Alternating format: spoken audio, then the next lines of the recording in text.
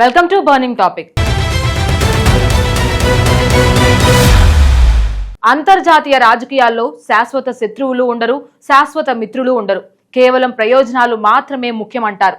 ప్రస్తుతం మన పొరుగు దేశమైన నేపాల్ వ్యవహరిస్తున్న తీరు చూస్తుంటే ఇదే నిజమనిపిస్తోంది. చుట్టూ చైనా, పాకిస్తాన్ లాంటి శత్రు దేశాలు మనపై కరడుగట్టిన వ్యతిరేకతతో ఉన్నా ఎటువంటి ఆంక్షలు లేని సరిహద్దులతో భారత్కు అత్యంత ఆత్మీయ మిత్రదేశంగా నిలిచింది నేపాల్. కానీ ఇటీవల అక్కడ అధికారంలోకి వచ్చిన anti establishment leader pop singer Balendra Shah ప్రధాని అయ్యాక సీన్ పూర్తిగా మారిపోయింది. డ్రాగన్ దేశం చైనా కనుసన్నల్లో నడుస్తూ ఇన్నాళ్లు సైలెంట్ గా ఉన్న భారత్ సహనాన్ని పరీక్షిస్తూ తాజాగా సరిహద్దులపై ఆయన పార్లమెంట్ వేదికగా సంచలన వ్యాఖ్యలు చేశారు. భారత్ తమ భూభాగాన్ని ఆక్రమించుకుందని, తాము కూడా భారత్ భూభాగాన్ని ఆక్రమించామని ఆయన అనడం ఇప్పుడు ఇరు దేశాల దౌత్య సంబంధాల్లో పెను తుఫానును రేపింది. అసలు ఒకప్పటి ర్యాపర్, నేటి నేపాల్ ప్రధాని బాలేంద్ర షా అంతలా కెలికి కయ్యం పెట్టుకోవడానికి వెనుక ఉన్న అసలు వ్యూహమేంటి? ఈ సరిహద్దు వివాదానికి గల చారిత్రక కారణాలేంటి? Let's watch.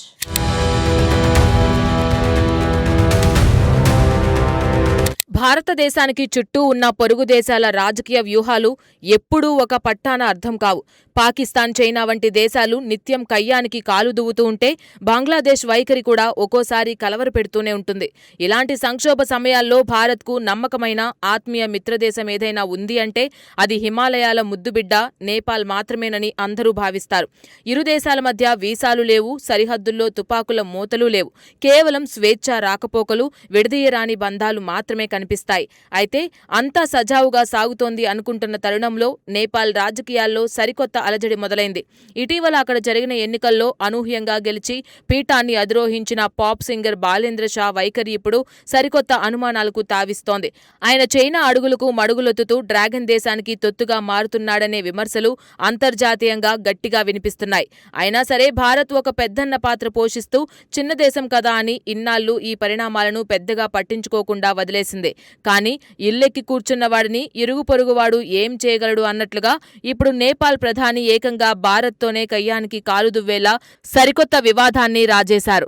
నేపాల్ పార్లమెంట్లో ఆయన చేసిన తాజా వ్యాఖ్యలు ఇరు దేశాల దౌత్య సంబంధాలలో తీవ్రమైన చర్చకు, సరికొత్త ఉద్రిక్తతలకు దారితీశాయి.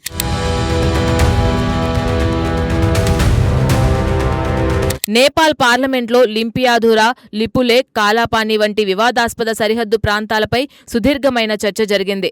ఆ సమయంలో ప్రధాని బాలేంద్ర షా మాట్లాడుతూ భారత్ తమ నేపాల్ భూభాగాన్ని అక్రమంగా ఆక్రమించుకుందని సంచలన ఆరోపణలు చేశారు. అంతటితో ఆగకుండా నేపాల్ కూడా భారత భూభాగాన్ని అనేక చోట్ల ఆక్రమించిందని అనడంతో సభ ఒక్కసారిగా నిశ్చేష్టురాలైంది. తాను ప్రధాని పదవిని చేపట్టిన తరువాతే ఈ చేదు నిజాలు తనకు తెలిసాయని ఆయన అమాయకత్వంతో కూడిన నటనను ప్రదర్శించారు. పాత చరిత్రను తవ్వితీస్తూ ఇరు దేశాల వాస్తవాలను కూర్చొని పరిష్కరించుకోవాలని సూచించారు. ఈ వ్యాఖ్యలు భారత్లోనే కాకుండా స్వయంగా నేపాల్ దేశంలోనే తీవ్రమైన రాజకీయ దుమారాన్ని రేకెత్తించాయి.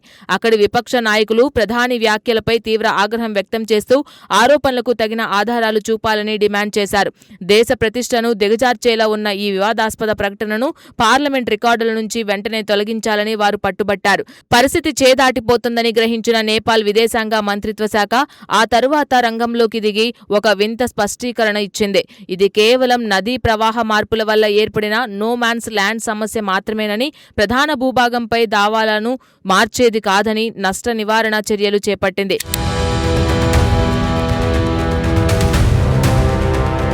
ఈ సరిహద్దు వివాదానికి ముగింపు దొరకాలంటే మనం 200 ఏళ్ల క్రితం నాటి చారిత్రక రాజకీయ నేపథ్యాన్ని పరిశీలించాల్సి ఉంటుంది.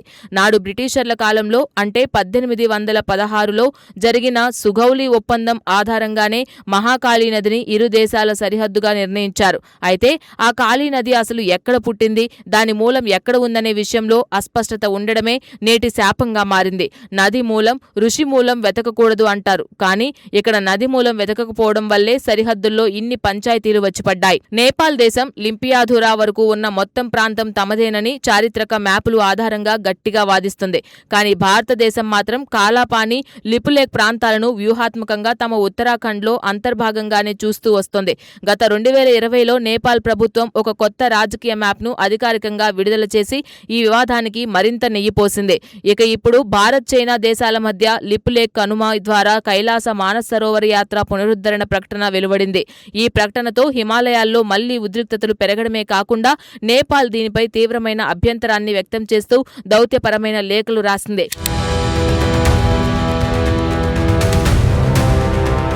ఈ సంచలనాలకు కేంద్ర బిందువైన బాలేంద్ర షా జీవిత ప్రస్థానం అంతటా ఒక విలక్షణమైన సంచలనాత్మకమైన మలుపులు కనిపిస్తాయి. ఆయన ఒకప్పుడు స్టేజ్ మీద మైక్ పట్టుకుని పాటలు పాడిన ర్యాపర్ స్థాయి నుంచి నేడు దేశాన్ని శాసించే రాజకీయ నాయకుడిగా ఎదిగారు.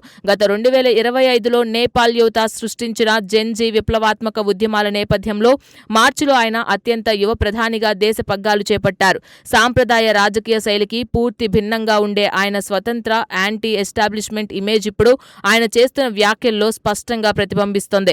ముక్కుసూటిగా మాట్లాడడం, పాతతరం రాజకీయ నాయకులలా కాకుండా కొత్త పందాలో వెళ్లడం ఆయనకు అలవాటుగా మారింది. కొత్తొక వింత పాత రోత అన్నట్లుగా నేపాల్ యువత కూడా పాతతరం లీడర్లను పక్కనబెట్టి ఈ సరికొత్త నాయకుడి వెనుక నడవడానికి ఇష్టపడుతున్నారు. నిజాలను నిర్భయంగా అంగీకరించి పారదర్శకంగా ముందుకు వెళ్లాలనే ధోరణి ఆయనలో ఉన్నప్పటికీ అది అంతర్జాతీయ దౌత్యానికి సరిపోతుందా అనేది ప్రశ్నార్థకరమే.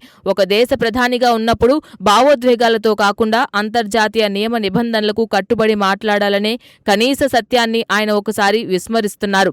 చైనా వేస్తున్న అడుగులకు అనుగుణంగా ఆయన ఇరు దేశాల మధ్య ఉన్న శతాబ్దాల నాటి అనుబంధాన్ని పణంగా పెడుతున్నారనే ఆందోళన ప్రపంచవ్యాప్తంగా వ్యక్తమవుతుంది.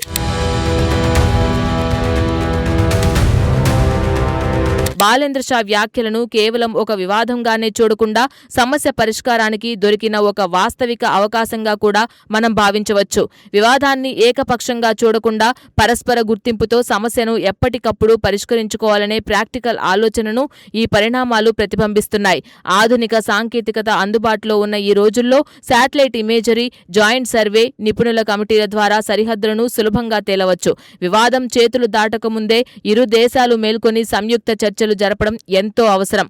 భారత్ నేపాల్ మధ్య కేవలం భూభాగ బంధమే కాదు, బలమైన సాంస్కృతిక, ఆర్థిక, రోటీబేటీ మానవ సంబంధాలు ఉన్నాయి.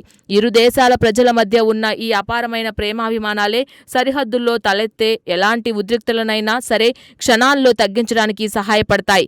పొరుగు దేశాల మధ్య సరిహద్దు వివాదాలు రావడం సహజమే, కానీ వాటిని స్వార్థ రాజకీయ లాభాల కోసం ఉపయోగించుకోవడం ఎవరికీ మంచిది కాదు. రక్షించాల్సిన నాయకులే రాజకీయ లబ్ధి కోసం ప్రజల మధ్య విద్వేషాలు రేపితే రెండు దేశాల భవిష్యత్తు అంధకారమవుతుంది. బాలేంద్ర షా వ్యాఖ్యలు ఒక వాస్తవిక మలుపును సూచిస్తున్నాయి కాబట్టి దీర్ఘకాలిక పరిష్కారం కోసం ద్విపాక్షిక సంయుక్త కమిటీలను పునరుద్ధరించి నమ్మకంతో ముందుకు సాగాలి.